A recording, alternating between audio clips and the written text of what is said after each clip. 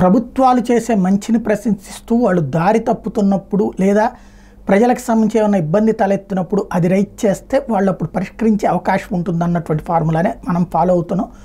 అట్లాగా అనేక మంది సమస్యలు మన దృష్టికి తీసుకొస్తుండేవాళ్ళు. నా వీడియోలు ఫాలో అయ్యేటటువంటి వాళ్ళు జగన్ సర్కార్ హయాంలో కూడా అనేక ప్రజా సమస్యల అంశాలు వాలంటీర్ల దగ్గర నుంచి సచివాలయ సిబ్బందికి సంబంధించి దగ్గర నుంచి రేషన్ కార్డులు వాళ్ళ దగ్గర నుంచి పోలీస్ సిబ్బంది దాకా అనేక అంశాలు నేను ప్రస్తావించాను.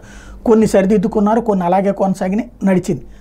ఇప్పుడు అప్పుడు తెలుసు, నేను అనేక సార్లు ప్రస్తావించాను. నా వీడియోలు ఫాలో అయ్యేటటువంటి వాళ్ళకి ఐడియా ఉంటుంది.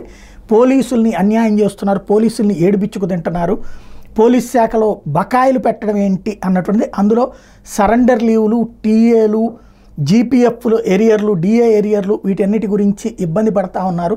వాళ్ళ సంగతి పట్టించుకోవట్లేదు, వాళ్ళు దాని మీదనే బ్రతుకుతూ ఉంటారు. ప్రతి 6 నెలలకు ఒకసారి వచ్చే డబ్బులతో వాళ్ళు ఫీజులు కట్టుకునేటటువంటి వాళ్ళు.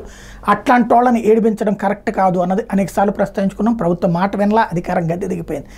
ఇప్పుడు చూస్తే తాజాగా పోలీస్ శాఖ రావాల్సిన బకాయిల మీద ప్రస్తుతం చర్చిస్తున్నారట చంద్రబాబు గారు. ఒక 2 సరెండర్లు, టీఏలు, జీపీఎఫ్లు, డిఏ ఏరియర్స్ ఇవ్వడానికి ఎంత ఖర్చు అవుతుంది ఏంటి అన్నటువంటిది నివేదిక ఇవ్వమన్నారు అన్నటువంటి చెప్తున్నారు. రేపో మాపో అవి రిలీజ్ చేసే అవకాశం ఉంది.